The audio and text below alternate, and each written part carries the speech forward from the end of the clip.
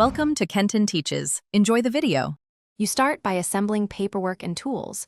This proves ownership and speeds verification. Once done, park the bike on a stable surface and secure it with the center stand. Make sure to clear grime around the engine plate with a rag. Use a torch for illumination. If the number sits on the crankcase flank, angle a small mirror or your phone camera to read hidden characters. You're now ready to move to locating stamped plates and casting marks. You need to methodically scan expected areas: the crankcase seam, cylinder head base, and where the engine bolts to the frame. Once you find characters, clean them gently to reveal full digits. Rust and oil hide trailing zeros.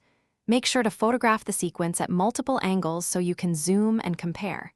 If letters precede numbers, note their order. Manufacturers use prefixes. Then cross-reference what you found with your registration. You finish by recording the confirmed engine number in 3 ways: clear photos, a written note, and an entry in your phone.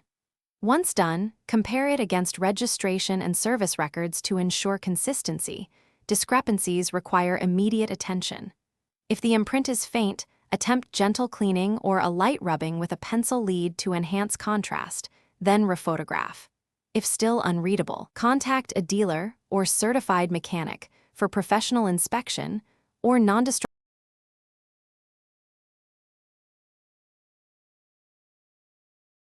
Thanks for watching. Please subscribe if this video was helpful.